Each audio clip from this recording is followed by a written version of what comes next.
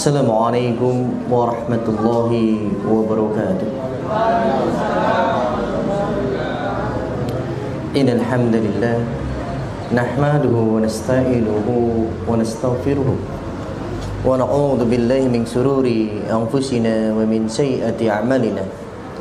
May yahdihillahu fala mudilla lahu wa may yudlil fala hadiya lahu.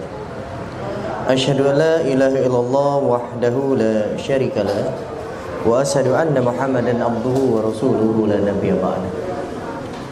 Qala Allah ta'ala fil Qur'anil Karim, a'udzu billahi minasyaitonir rajim. Wa ma khalaqtul jinna wal insa illa liya'budun. Segala puji bagi Allah Subhanahu wa ta'ala yang telah melimpahkan nikmat bagi kita semua, di mana Allah Azza wa Jalla telah memberikan kita sebuah nikmat yang tidak diberikan oleh makhluk lainnya, yakni akal, yaitu akal. Dan di dalamnya kita diminta oleh Allah Azza wa Jalla untuk berpikir, untuk apa kita diciptakan di muka bumi ini, lalu bagaimana kita menjalani kehidupan di dunia ini. Dan kita diminta oleh Allah Azza wa Jalla untuk memikirkan masa depan kita setelah hidup di muka bumi ini. Karena sebaik-baiknya seorang manusia adalah yang dia mencari bekal untuk dirinya menuju di kehidupan akhirat.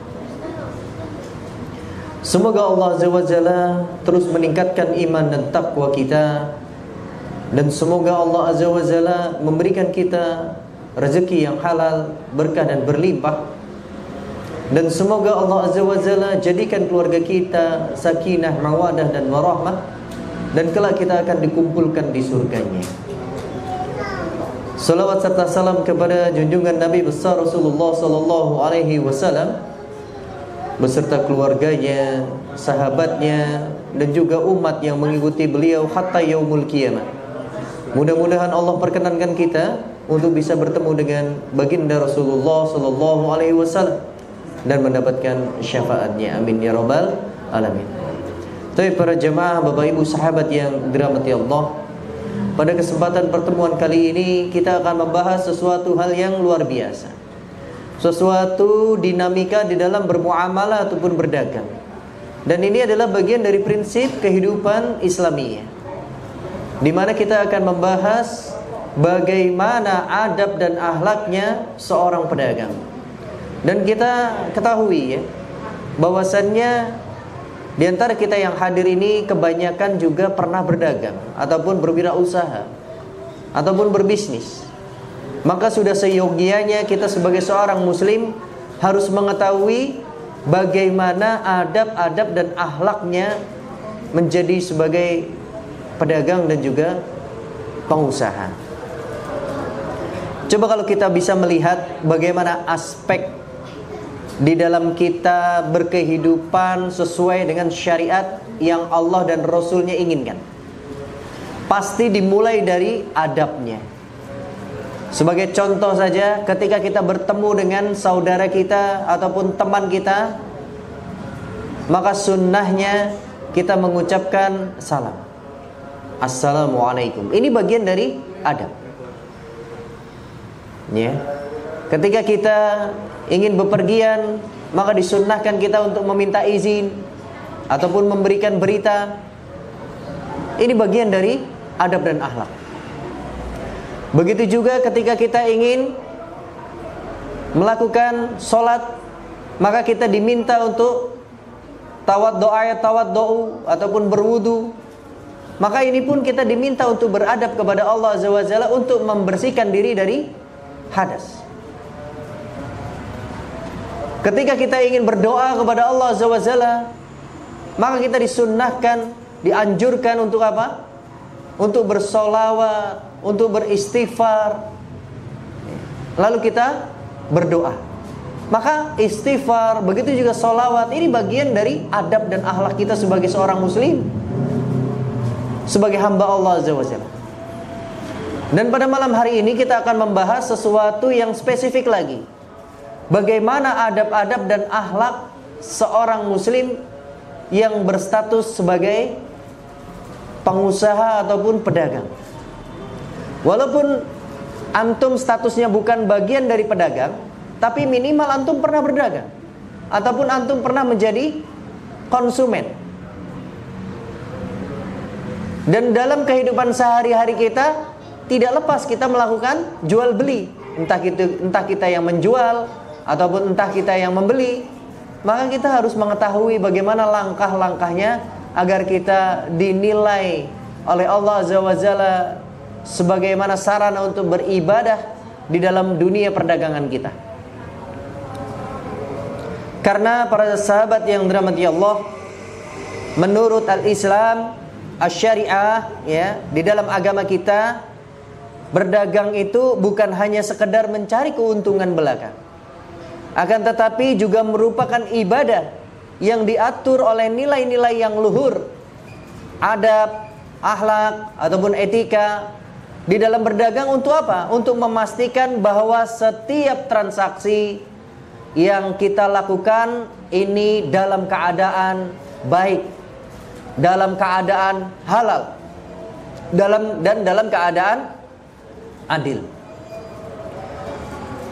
Ini berlaku untuk siapa? Untuk keduanya, baik kita sebagai penjual, pedagang, baik kita sebagai konsumen, pembeli, maka berlaku untuk keduanya. Dan kita mulai dari mana kita memulainya? Maka dimulai dari yang paling sederhana. Rasulullah sallallahu alaihi wasallam bersabda, "Tabassumuka fi wajhi ahikalaka shadaqah." Senyuman terhadap saudaramu itu bagian dari sedekah. Ternyata di antara orang yang sedang berdagang ini sekarang sudah luput, sudah jarang kita temui orang-orang yang berdagang itu tersenyum kepada calon konsumennya. Ketika dia serius lagi bekerja ataupun serius lagi menghitung laba ataupun menghitung omset, maka dia tidak pikirkan itu. Ketika ada konsumen datang, "Assalamualaikum Pak, misalkan ada pasta gigi," begitu ya, ada tuh di sana, tidak ada satupun senyum di dalam dirinya. Padahal senyuman itu bagian dari adab, bagian dari akhlak kita sebagai seorang muslim. Dan kalau kita lakukan dengan ikhlas, ittiba'us sunnah, mengikuti sunnah Rasulullah, maka kita akan mendapatkan pahala apa? Pahala sebagai sedekah. Subhanallah.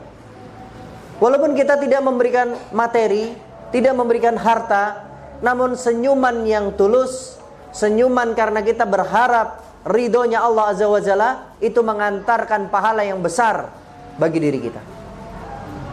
Selain pahala yang kita dapatkan dari Allah Subhanahu wa taala, maka ini pun juga menjadi bagian apa? Pundi-pundi untuk datangnya rezeki kepada kita. Coba saja, kalau kita sebagai seorang pedagang ya, lalu senyum, "Selamat datang." Misalkan dia salam, kita balas salamnya, "Waalaikumsalam. Mau beli apa Ibu? Apakah ada yang bisa kami bantu?" Senang tidak kira-kira? Senang kan konsumennya? Yang tadinya mungkin dia mau beli satu barang, jadi dua barang. Yang tadinya dia mau beli 2 barang, bisa jadi 3 barang dan seterusnya. Karena dia merasa nyaman, merasa senang. Ini baru kaitannya dalam tabassumuka, ibtasama yabtasimu, bagian dari senyuman saja. Dan ini jarang kita temui saat ini. Apalagi mohon maaf ya, kalau ada toko yang begitu ramai tokonya, Masya Allah, lebih jarang lagi kita temui. Begitu juga dengan toko yang sepi tokonya, itu juga bahkan kita nggak ketemu dengan pedagangnya. Dia jawabnya itu dari jauh. Mau beli apa? Begitu kan? Beli permen, ya udah ambil aja. Seperti itu. La haula wala quwata illa billah. Padahal para jamaah sahabat, Bapak Ibu yang dirahmati Allah, kita ketahui negara kita ini mayoritas umat muslim. Tapi kita jarang menemui saudara kita seumat itu tersenyum dengan kita. Kalau maaf ya, kecuali ada maunya. Kalau dia datang mau berhutang, nah baru bersungguh, ya, baru tersenyum tuh kalau dia mau hutang, ya kan? Nah, jadi seperti itu kita temuinya. Tapi dalam dunia dagang, ya, ini jarang sudah kita temui. Nah, jadi para jamaah yang dirahmati Allah, al-ula yang pertama ini penting. Kita harus jadikan bagian dari strategi dagang kita dan jadikan prinsip hidup kita. Bukan hanya sekedar saat kita dagang saja, tidak. Tapi pada saat kita bertemu dengan teman kita ataupun orang lain, maka kita upayakan, biasakan untuk apa? Untuk menyapanya, untuk tersenyum. Walaupun dia itu tidak tersenyum sekalipun, la bas, nggak ada masalah. Antum tidak dosa, malah ini menjadi keuntungan antum. Insya Allah tidak ada ruginya. Apalagi antum menyapa orang yang pernah dikenal, Masya Allah. Ini bagian adab seorang muslim. Kalau antum ketemu orang yang dikenal, lalu sapa, Assalamualaikum, Waalaikumsalam, lalu bertanya kabar, ini bagian dari adab seorang muslim. Walaupun ya Bapak Ibu jamaah yang dirahmati Allah, konsumen itu nggak jadi beli sekalipun, nggak apa-apa. Insya Allah kita sudah mendapatkan pahala yang besar. Walaupun secara dunia materinya tidak jadi beli, tidak jadi kita dapat rezeki misalkan dari sisi materi ya, tidak ada masalah. Tapi Allah ganti rezeki itu dengan pahala. Jadi tidak ada ruginya. Tapi amat merugi para jamaah yang dirahmati Allah kalau dia tidak mau tersenyum, apalagi menghargai konsumennya. Walaupun dia membeli sekalipun, maka hartanya itu akan mudah sirna, mudah lenyap. Tidak ada faidahnya sedikit pun.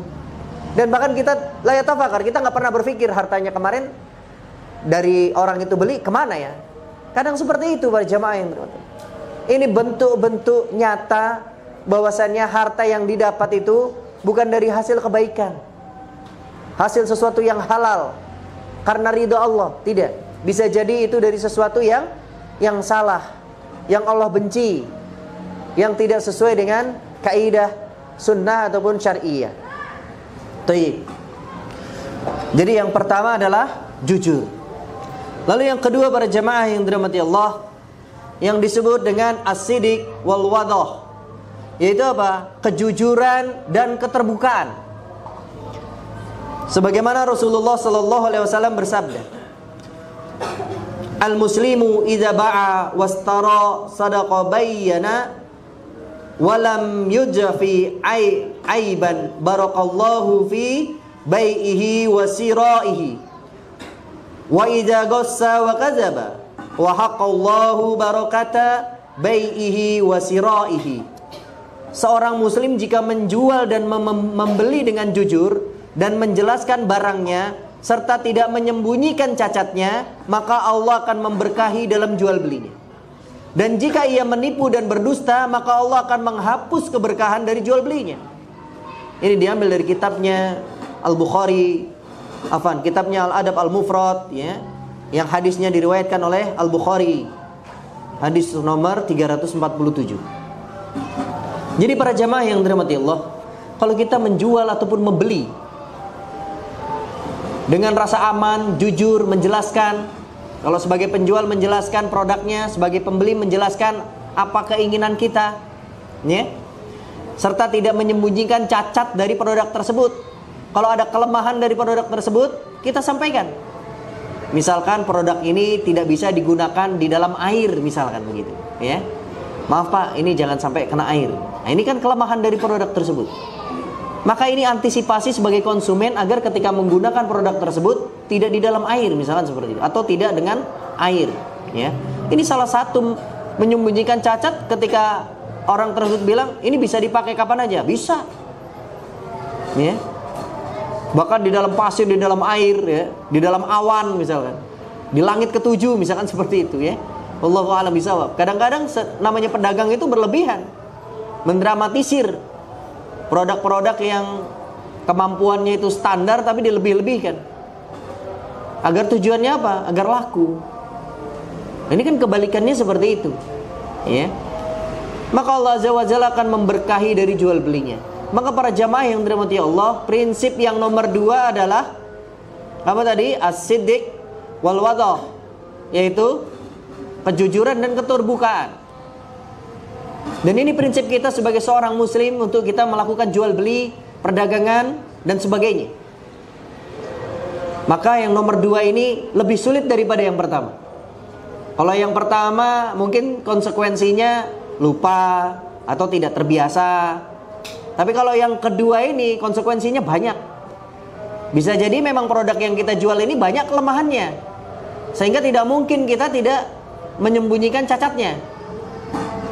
Wah, nggak bisa Ustadz, ini produk yang saya jual ini lemah sekali. Misalkan madunya palsu, misal ya. Ataupun kalau asli hanya berapa persen gitu. Iya kan?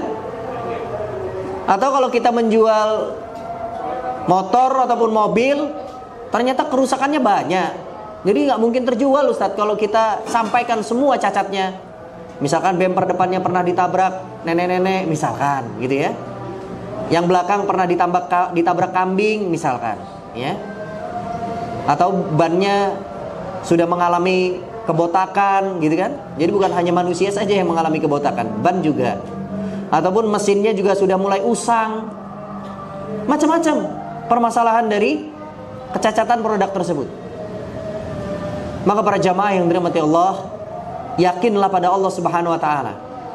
Yakin, walaupun keadaan cacat sekalipun, kalau kita menjelaskan, insya Allah Allah akan datangkan pembeli yang memang dia membutuhkan. Insya Allah. Jadi jangan kita itu ragu kepada ketetapan Allah Azza wa Jalla. Yang menyebabkan kita ragu karena apa? Karena kita berpikir dengan pikiran logika, tidak berpikir bagaimana Allah Azza wa Jalla memerintahkan kita untuk apa? Untuk as-siddiq wal wadah, untuk kita transparan dan terbuka. Sebaliknya para jamaah yang dirahmati Allah, kalau kita terbuka, misal ada orang mau beli, Pak, mohon maaf Pak, sebelum Bapak lihat, cek, saya akan sampaikan dulu kelemahan dari mobil ini. Misalkan mobilnya ini Pak, ini begini, Masya Allah. Mungkin dianggap orang yang mau beli itu antum orang aneh, orang yang gak pengen laku produknya. Karena seolah-olah antum itu membicarakan keburukan dari produk tersebut.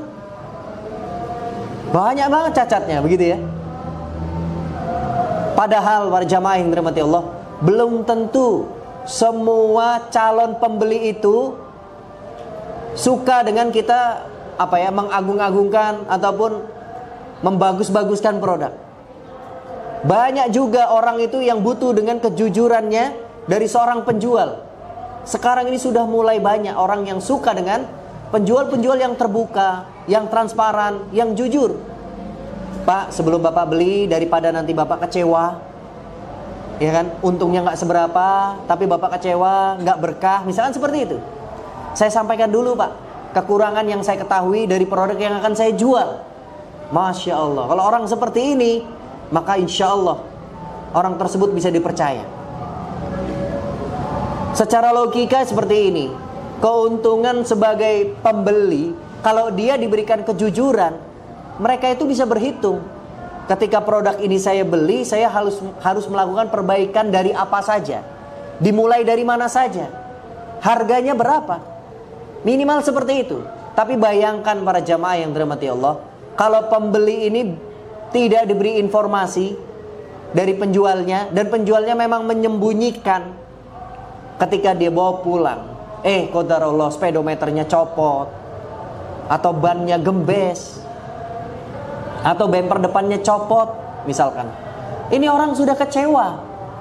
Ketika dibawa ke bengkel, ternyata permasalahannya nggak cuma bemper, nggak cuma speedometer, nggak cuma ban yang botak, tapi banyak lagi.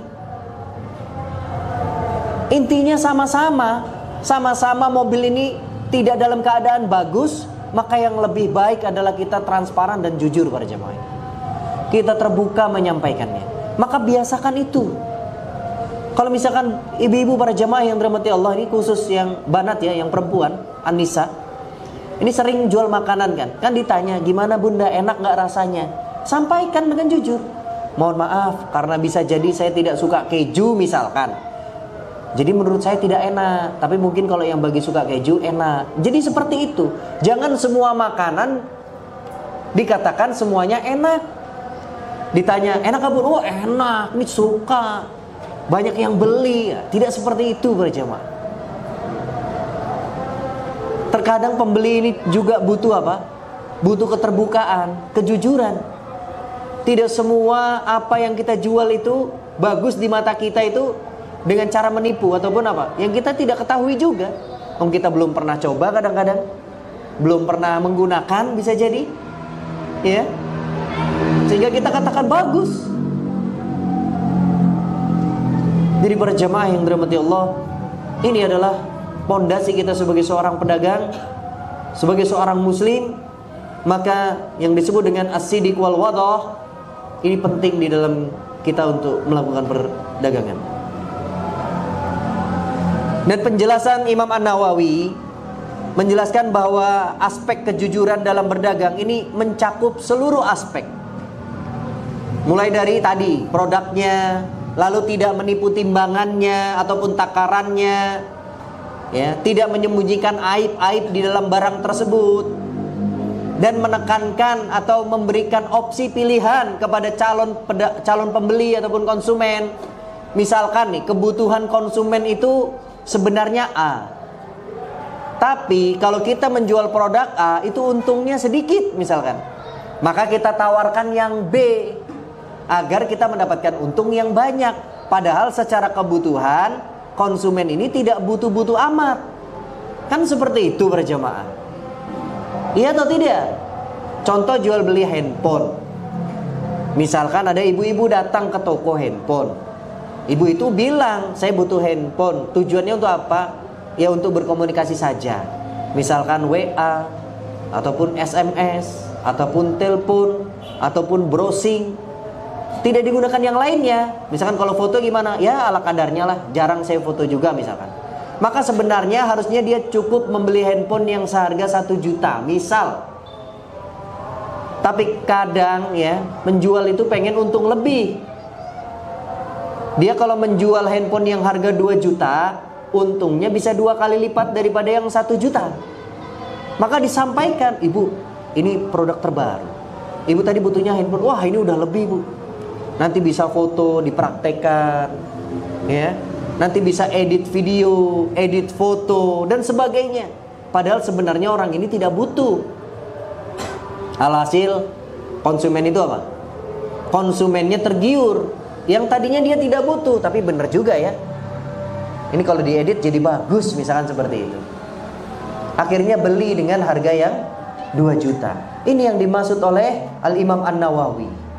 Jadi seluruh aspek dalam keterbukaan dan termasuk kita memilihkan kepada calon konsumen kita sesuai dengan kebutuhannya, itu bagian dari keterbukaan, bagian dari kejujuran.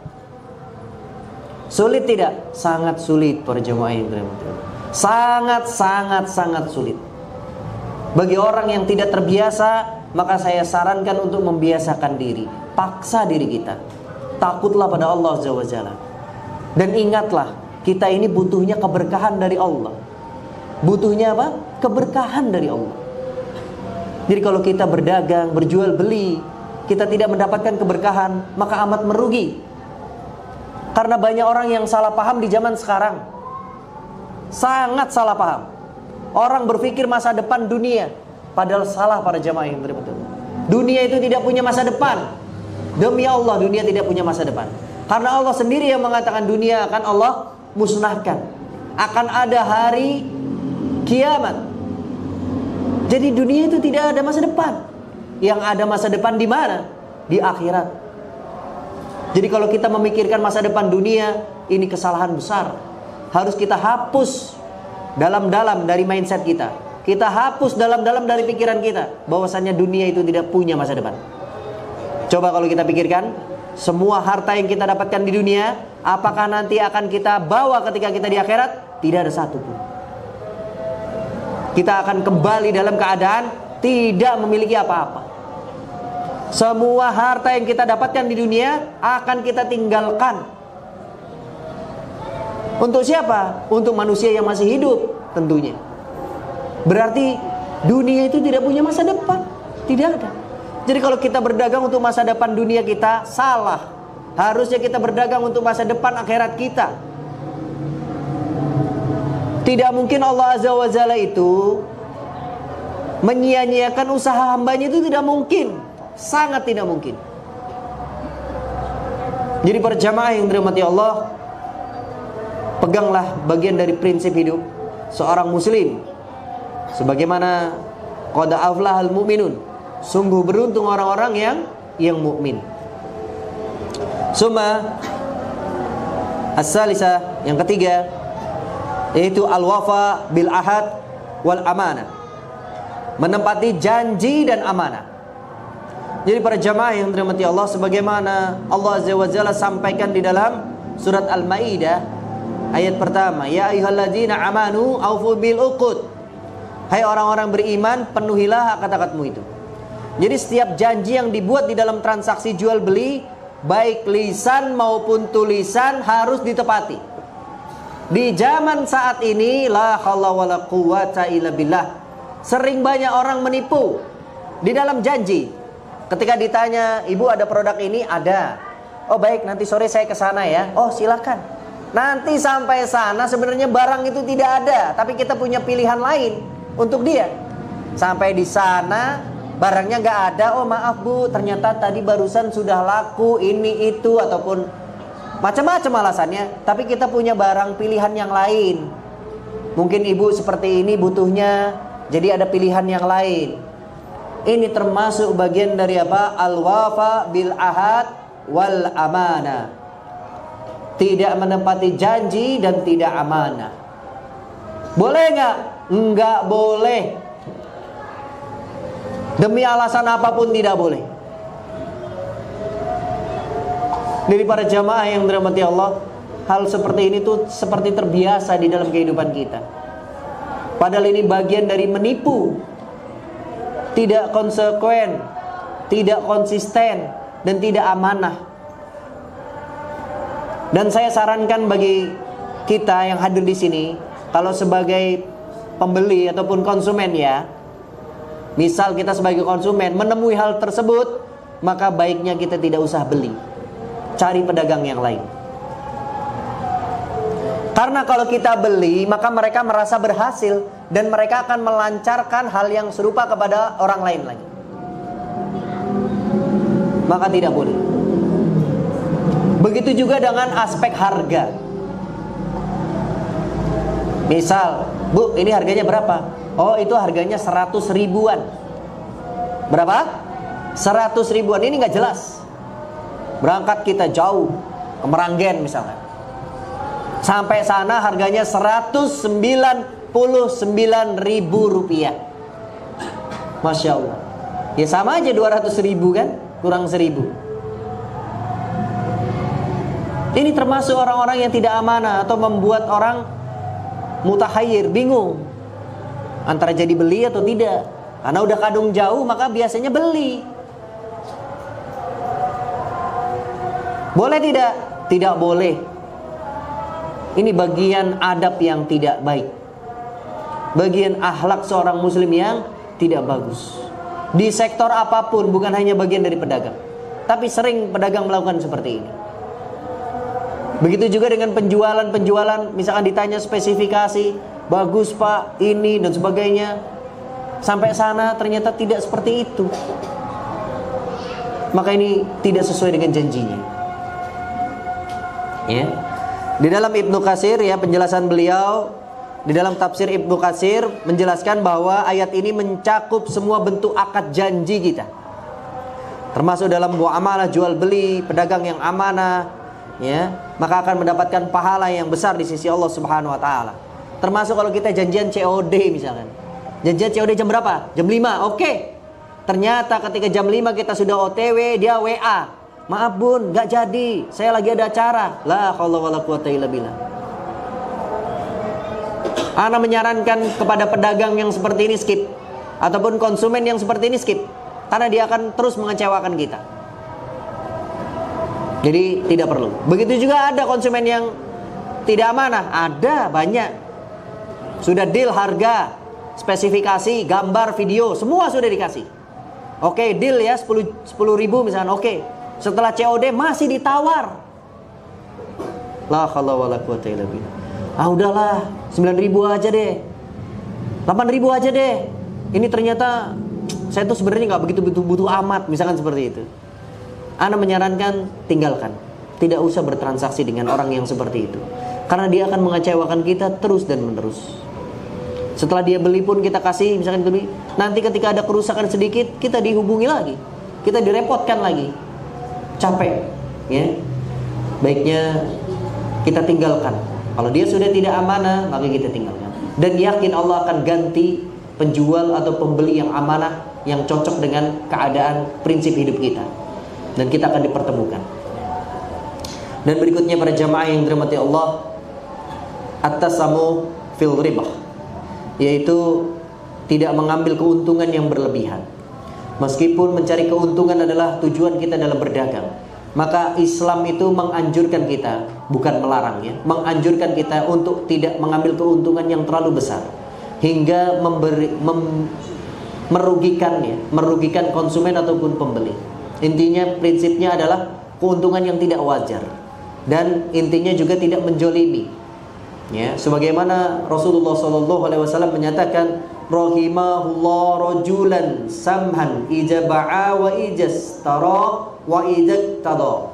Allah merahmati seseorang yang bermurah hati ketika menjual, ketika membeli, dan ketika menagih hutang. Hadis riwayat Bukhari. Jadi kita bermurah hati. Kalau misalkan ini untungnya rata-rata 10 ribu, tapi kita menciptakan keuntungan 20 ribu, nah ini sudah tidak wajar. Sudah tidak wajar. Seharusnya kita bermurah hati. Kalau rata-rata 10 ribu, kita kurangi jadi 9 ribu, misal ya. Atau kalau memang kita misalkan sulit untuk menurunkan, ya kita ambil rata-rata 10 ribu. Kalau di zaman sekarang kebalik. Kalau bisa untung sebanyak-banyaknya, kenapa harus sedikit? Ya. Kalau bisa untung berlebihan, kenapa harus sedikit? Dan kita sering temui para jamaah yang dirahmati Allah, orang-orang yang sedang musafir, lalu dia berhenti di satu kota dalam keadaan lapar, haus, lelah, masuk dalam sebuah warung. Kalau rata-rata misalkan makan ayam itu ya 25 ribu, 35 ribu, betul ya? Minum es teh ya mungkin 3 ribu sampai 5 ribu, gitu kan? Ini kan pukul rata ya, harga rata-rata. Ternyata setelah dia makan, dia khilaf, lelah dia, capek, lapar, ya pokoknya main pesan saja, makan saja, minum saja. Setelah kenyang ditanya harganya, getok. Totalnya menjadi 1.200.000. Masya Allah. Es teh berapa? Es tehnya 120 ribu Pak. Nggak jadi saya minum ini ya. Ayamnya berapa? Ayamnya 250 ribu. Wajar tidak seperti ini? Wajar tidak? Kalau di Indonesia ya tidak wajar. Bahkan di bandara saja tidak semahal itu mungkin. Apalagi ini di pinggir jalan di satu kota yang bahan bakunya mudah dicari. Kenapa semahal ini? Ya itu tadi, karena kesempatan. Atau juga belinya sekali. Dan memang ini kesalahan kita tidak bertanya dahulu ya. Adab, salah satu adab juga kita harus bertanya para jamaah, tanya harga gitu. Tapi namanya manusia, kadang-kadang hilaf kita, lupa. Apakah ini menurunkan sahnya kita jual beli? Enggak. Karena syarat sah jual beli itu adalah antarodin minkum. Antarodin minkum. Kalau kita memiliki udur, ya maka Allah rukhsah, maka kita paksa diri kita untuk ikhlas. Karena apa? Karena makan sudah, karena barangnya sudah kita makan. Tapi kita nggak bakalan ikhlas kalau ditagihnya 1.200.000 Pak untuk 4 orang. Ya sulit untuk kita ikhlas. Tapi kalau ini di bawah ranah hukum, kita tetap kalah. Satu, tetap menang penjual. Walaupun penjual itu nanti secara sosialnya ada hukuman sosial, ya nggak masalah. Tapi tetap kita harus membayar, karena makanan itu sudah kita makan. Masalahnya itu kita tidak mungkin mengembalikan makanan yang sudah kita makan, walaupun persis tidak mungkin. Itu prinsip hukum di Indonesia seperti itu. Ya kita berkewajiban untuk membayar, walaupun penjualnya mendapat sanksi misalkan. Itu urusan lain. Ya, biasanya islah ya, minta keringanan biasanya. Ini kan tidak boleh.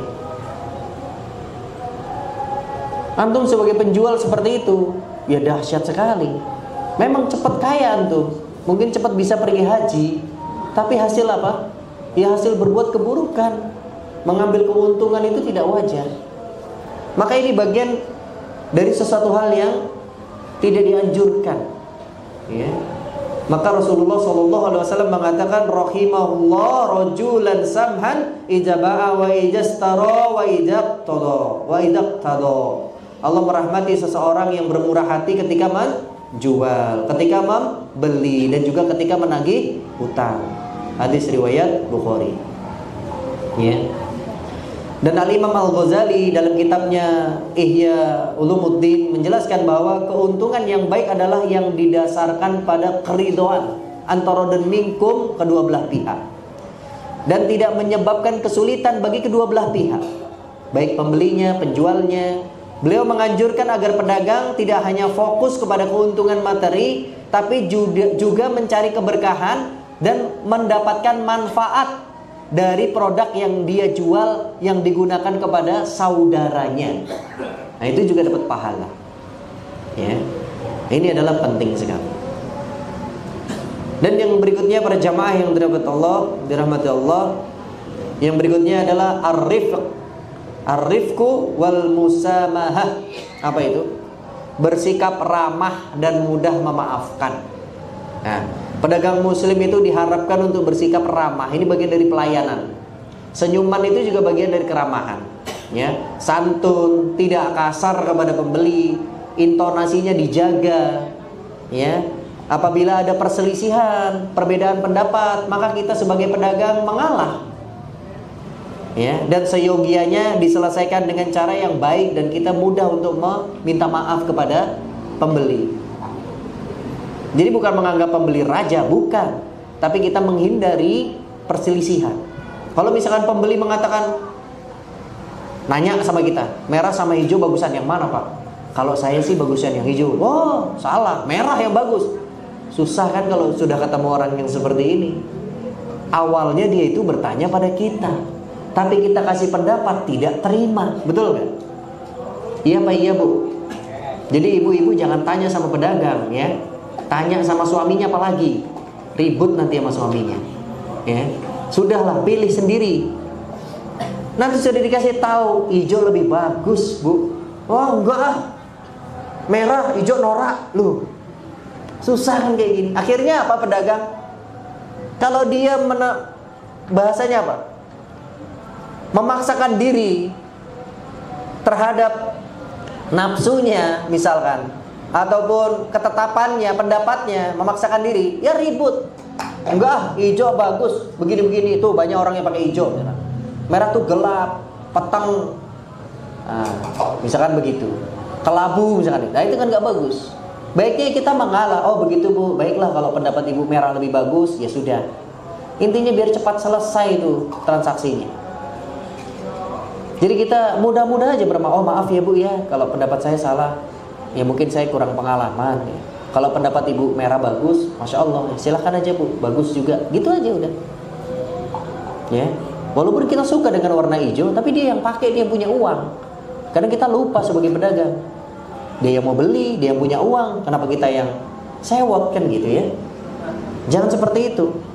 Ya. Dan Rasulullah SAW bersabda, yasru wala tu'assiru wabassiru wala tunaffiru. Permudahlah dan jangan persulit. Berilah kabar gembira dan jangan membuat orang lain lari ataupun marah. Hadis riwayat Bukhari dan Muslim. Ya, orang lari marah karena tidak mau berdagang di tempat kita atau membeli produk di tempat kita, ya karena kita sendiri. Ya. Kita jualan dengan teriak-teriak, pakai sound horeg, ya orang lari lah, kebisingan. Di depan toko kita nyalakan sound dengan musik sekeras-kerasnya, siapa yang mau masuk? Udah gitu lagunya nggak ngenah bahasanya, bikin jantung pengen copot. Siapa yang mau masuk? Ini bagian bukan keramahan.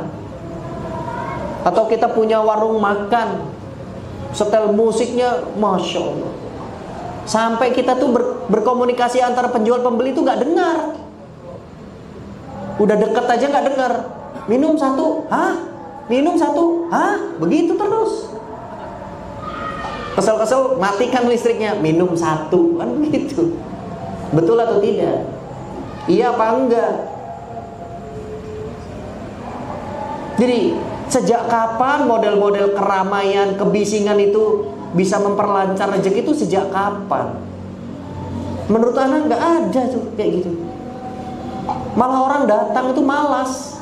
Apalagi orang yang, maaf ya, usianya lebih dari 40 tahun, udah malas ke tempat hal seperti itu.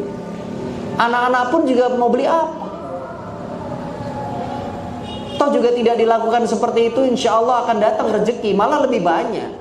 Karena orang merasa nyaman, tenang, tidak bising. Coba antum misalkan ke bazar-bazar yang tempat keramaian, pasar malam. Dan maaf para jamaah yang dirahmati Allah, kenapa seburuk-buruk tempat itu dikatakan pasar? Ya antum bisa lihat bagaimana pasar-pasar malam itu tercipta. Bagaimana keadaan di sana. Antum 5 menit betah nggak? Kalau antum betah, ya antum bagian dari mereka, sudah selesai. Kalau antum tidak betah, antum merasa bising dan antum banyak istighfar, nah antum bagian orang-orang yang muslih, orang-orang yang apa? Orang-orang yang sering mendapatkan kebaikan dari Allah. Tapi datang ke sana antum nggak nyaman, nah itu bagian dari muflis namanya, muflis. Jadi para jamaah yang dirahmati Allah, penjelasan Syekh Abdurrahman As-Sa'di dalam tafsirnya menekankan pentingnya akhlak mulia dalam setiap interaksi ataupun muamalah dalam jual beli. Termasuk dalam kita menawarkan dagangan, ya, sikap ramah, toleransi, ya, dan menciptakan suasana yang tenang dan nyaman. Termasuk antum, misalkan bagus tidak menyetel murotal, bagus memang, tapi belum tentu orang lain itu suka. Antum punya toko disetel murotal kencang-kencang, belum tentu banyak orang yang mendengarkan. Ini pun juga tidak perlu. Wah, Ustadz ngawur nih, setel murotal aja sampai gak boleh. Bukan tidak boleh, kita melihat dari aspek rasionya, mudorot dan mafsadahnya itu seperti apa. Kalau banyak kan mudorotnya, bahkan penjualnya pun tidak juga mendengarkan dari murotal yang disetel, buat apa juga.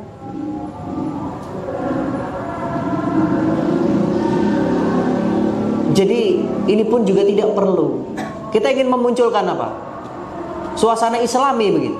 Tidak. Dulu di pasar-pasar Rasulullah apakah nyetel murotal? Orang itu ketika datang dia itu teriak-teriak membaca Quran? Tidak. Jadi para jamaah yang dirahmati Allah, buatlah konsumen kita itu nyaman dengan interaksi kita. Mereka itu butuhnya itu penjelasan. Coba bayangkan, ada murotal kenceng sekali di toko kita, terus kita ingin menjelaskan ke konsumen, gimana caranya? Dengar juga kadang dengar, kadang enggak. Akhirnya pedagang juga malas menjelaskan karena seolah-olah tidak diterima dengan baik informasinya. Begitu juga calon pembeli atau calon konsumen juga, ini orang gimana sih jelasin kok nggak jelas, seperti itu. Kedua-duanya tidak mendapatkan mafsadah yang baik, manfaat yang baik, ya. Jadi para jamaah yang dirahmati Allah, mungkin itu yang bisa Ana sampaikan, walaupun masih ada banyak lagi ya.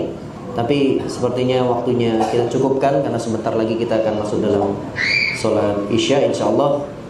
Dan apabila ada yang bertanya silakan, tafadhol yang mau bertanya.